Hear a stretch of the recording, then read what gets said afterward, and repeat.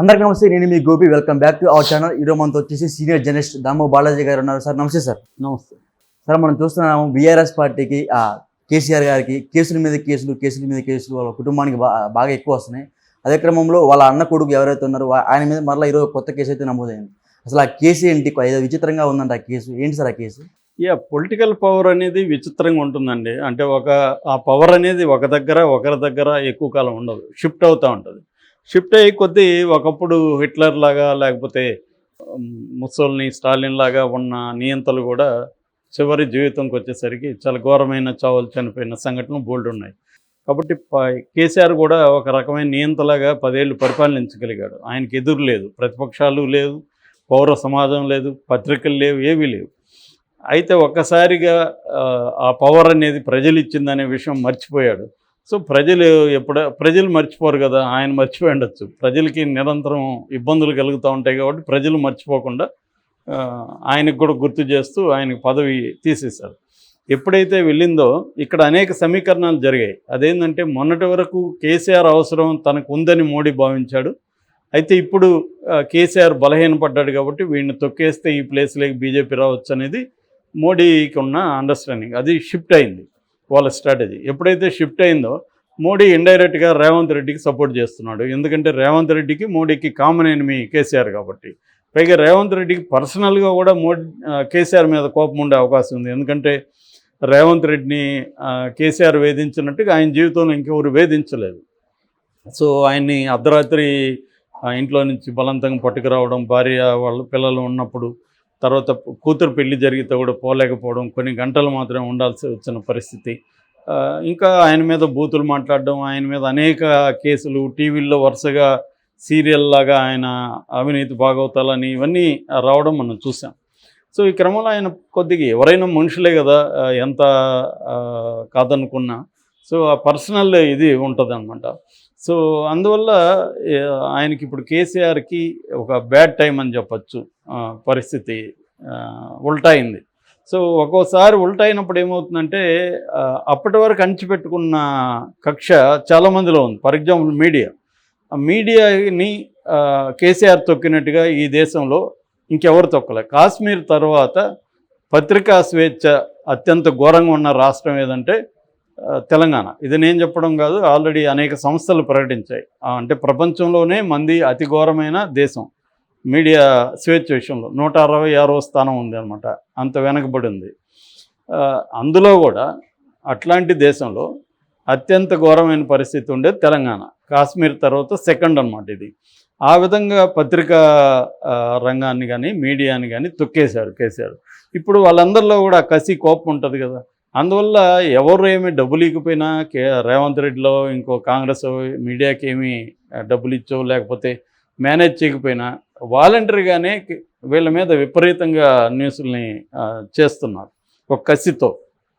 So దానివల్ల దాన్ని ఎలా డీల్ చేయాలో కూడా వాళ్ళకి అర్థం కావట్లేదు. ఇప్పటివరకు వాళ్ళ కంట్రోల్లో మీడియా ఉంది, ఇప్పుడేమో విపరీతంగా విరుచుకుపడుతుంది. ఇప్పుడు కవిత మీద చాలా అన్యాయంగా కవిత మీద కథనాలు వస్తున్నాయి. నిజానికి కవిత ఒక నేరాన్ని కవిత మీద ఆరోపించారు తప్ప ఆమె మీద ఏమి ప్రూవ్ కాలేదు. సో ఆమె ఇన్నోసెంట్, అదర్వైజ్ ప్రూవ్. కానీ ఆమెని నిజంగా నేరస్తురాలన్నట్టు ఆమెకి ఎన్ని ఆస్తులు ఉన్నాయి ఏంటి మొత్తం మీడియా ట్రయల్స్ జరిగిపోతున్నాయి. అయినా కూడా ఏమి చేసుకోలేక నోటీసులు ఇచ్చి తన ఆక్రోశాన్ని వెళ్ళబుచ్చాడు కేటీఆర్. నోటీసులు ఇవ్వడం వల్ల ఏమవుతుంది? ఏమీ కాదు, అందరికీ తెలుసు. అది ఎంతమందికి నోటీసులు ఇస్తావు, ఆ కేసులు ఏమవుతాయి, కోర్టు ఏం చెప్తుంది, మనం ఎన్నో చూసాం. లేటెస్ట్గా సమంత పెట్టిన కేసుల్లో సమంతకి చెప్పింది కోర్టు, అమ్మ నువ్వు పబ్లిక్గా ఉన్నప్పుడు నీకు అనుకూలమైన పోస్టులే రావాలంటే కుదరదు, వ్యతిరేకమైనవి కూడా వస్తాయి, అట్లాంటప్పుడు నువ్వు పబ్లిక్గా ఉండొద్దు అని చెప్పారు. అంటే రియాక్షన్ వస్తుందని. సో ఆ విధంగా కవిత మీద ఇవన్నీ మా వెర్షన్లు తప్ప మేమేమి నిర్ధారించలేదు సార్ అని రేపు చెప్తారు. సో కాబట్టి వాళ్ళకి బ్యాడ్ టైం స్టార్ట్ అయింది అన్ని యాంగిల్ నుంచి. ఇప్పుడు లేటెస్ట్గా కన్నారావు పేరు అనిపిస్తుంది. కానీ ఇదేదో అమాయకంగా వీళ్ళందరూ అమాయకులని ఎవరు అనుకోవట్లేదు. ప్రూవ్ కాకపోవచ్చు కానీ కవిత డబ్బులు తినలేదని ఎవడు నమ్మడు ఈ రాష్ట్రంలో. కేసీఆర్ డబ్బులు తినలేదనో లేకపోతే అక్రమాలకు పాల్పడలేదనో ఎవరు కూడా నమ్మరు. ఎందుకంటే 10 ఏళ్ళుగా వాళ్ళ లైఫ్ స్టైల్ చూస్తున్నారు, కవిత లైఫ్ స్టైల్ చూస్తున్నారు. ఆ మధ్య కూడా కవిత 20 లక్షలు వాచి ఒక ఛానల్ వచ్చింది, అది విపరీతంగా వైరల్ అయింది. ఏంటి మేము కట్టుకుంటే తప్పేంటని పైగా బుకాయిస్తుంది. అట్లాగే ఆమె అనేక పంచాయతీలు చేస్తుందని కూడా వార్తలు వచ్చాయి. నిజానికి మామూలుగా ఉద్యమాలు చేస్తున్నప్పుడు ఏ ఉద్యమకారులైనా పర్సనల్గా నష్టపోతారు.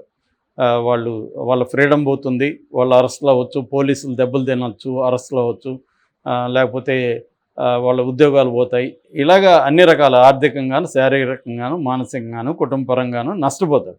కానీ ఇక్కడ కేసీఆర్ ఫ్యామిలీ విచిత్రంగా ఉద్యమ కాలంలో బ్రహ్మాండంగా లాభపడింది. మేము ఉద్యమంలో చేరాము, మేము ఒక ఇల్లు కొనుక్కున్నాం అన్నట్టుగా చాలామంది ఆ ఉద్యమంలో నుంచి బాగా లాభపడిన వాళ్ళు ఉన్నారు. అంటే ఉద్యమ కాలంలోనే వీళ్ళు ఆంధ్ర పెట్టుబడిదారులని మిగతా వాళ్ళని బెదిరించి డబ్బులు లాగారనే విమర్శలు వీళ్ళ మీద బలంగా వచ్చాయి ఆ టైంలో. సో ఈ నేపథ్యంలో మనం చూసుకున్నప్పుడు ఇప్పుడు ఒక్కొక్కటే వాళ్ళు చేసిన నేరాలు కావచ్చు, పాపాలు కావచ్చు బయటికి వస్తున్నాయి. ఈ క్రమంలో కొత్త పేరు మనకి ఇప్పటివరకు పరిచయం లేదు, కన్నారావు. ఈయన అసలు పేరు తేజస్వరరావు అంటున్నారు, కల్వకుంట్ల కన్నారావు. ఈయనది ఇప్పుడు రెండో కేసు వచ్చింది. మొదటి కేసు మనం ఆల్రెడీ చెప్పుకున్నాం. మొదటి కేసు ఏంటంటే మేడిపల్లి దగ్గర మన్నిగూడ, అక్కడ ఒక ల్యాండ్ ఇష్యూ. మామూలుగా ఎక్కువగా రాజకీయ నాయకులు ఇన్వాల్వ్ అయ్యేది ల్యాండ్ ఇష్యూలోనే, ఎందుకంటే డబ్బులు బాగుంటుంది, ఈజీగా ల్యాండ్ని మనం కబ్జా చేయడం అనేది ఈజీ, బలం ఉంటాయి. సో ఆ రకంగా ఒక ఇద్దరికి గొడవ వచ్చింది. జక్కిడి సురేందర్ రెడ్డి అని, చావా సురేష్ అనే ఇద్దరికి. చావా సురేష్కి ఒక రియల్ ఎస్టేట్ కంపెనీ ఉంది. ఆయన జక్కిడికి ఒక 50 లక్షలు కావాలని డబ్బులు ఇచ్చాడు. దాని బదులుగా ఆయన ల్యాండ్ని ఈయన రిజిస్ట్రేషన్ చేసుకున్నాడు.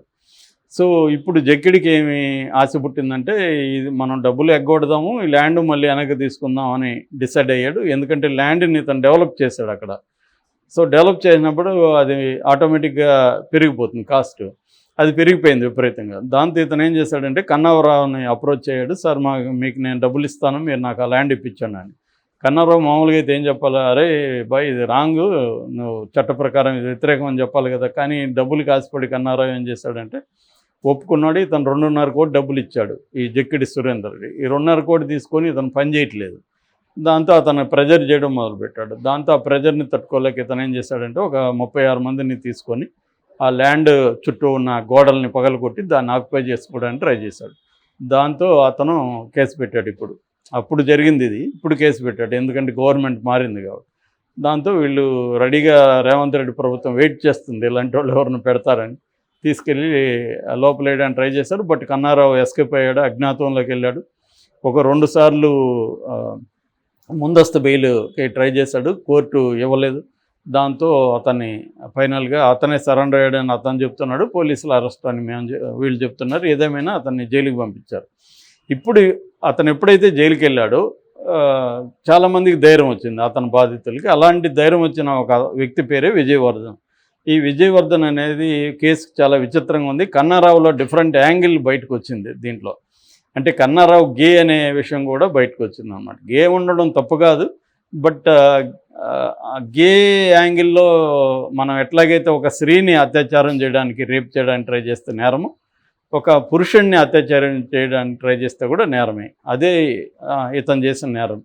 ఇతను ఇప్పుడు ఎవరితోనా కాన్సెన్సువల్ సెక్స్ ఉంటే తప్పులేదు.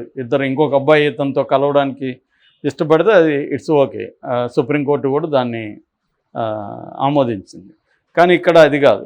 ఈ విజయవర్ధన్ కేసు విచిత్రంగా ఉంది. అదేంటంటే విజయవర్ధన్ అనే అబ్బాయి సాఫ్ట్వేర్ ఇంజనీరు. ఆ అబ్బాయి ఏదో ఒక హెల్ప్ కోసం కన్నారావుని అప్రోచ్ అయ్యాడు. కన్నారావు నీకు హెల్ప్ చేస్తానని చెప్పాడు. దాంతో కన్నారావు కొంతమందిని పరిచయం చేశాడు. ముఖ్యంగా మాధవి, బిందు మాధురి అలియాస్ నందిని అనే ఒక అమ్మాయి, తులసిరామ్ అనే ఇద్దరిని పరిచయం చేశాడు. వీళ్ళిద్దరూ ఏం చెప్పారంటే నువ్వు సార్ దగ్గర రూమ్ తీసుకో, సార్ ఇంటి దగ్గర అని చెప్పి శ్యాంప్రసాద్ అనే ఒక అతని దగ్గర ఇతన్ని రూమ్లో చేర్చారు. శ్యాంప్రసాద్ కూడా రూమ్మేట్ అయ్యాడు. సో వీళ్ళకి అర్థమైంది ఏమంటే ఈ అబ్బాయి దగ్గర బాగా డబ్బులు ఉన్నాయి, నగలు ఉన్నాయి అనే విషయం వీళ్ళకి అర్థమైంది. దీన్ని కన్నారావుకి చెప్పారు. సో కన్నారావుకి 2 పర్పస్లు ఉన్నాయి. విజయవర్ధన్ అంటే అతనికి నచ్చాడు మనిషి. సో విజయవర్ధన్తో లైంగిక సంబంధం పెట్టుకుందాం అనుకున్నాడు. రెండోది డబ్బులు నగలు కాజేద్దాం అనుకున్నాడు. ఈ పర్పస్తో శ్యాంప్రసాద్ తన మనిషిని వాళ్ళ రూమ్లోకి ఇన్ఫిల్ట్రేట్ చేశాడు. సో వీళ్ళు ఈ క్రమంలో ఏంటంటే ఇదంతా ఒక 20 లక్షల డబ్బులు ఇతనేనా అంటే ఒక ఎస్ఆర్ నగర్లో ఒక ప్లాట్ ఉంది నీకు ఇప్పిస్తాను అని చెప్పి కన్నారావు ఈ అబ్బాయి దగ్గర 20 లక్షలు లాగాడు.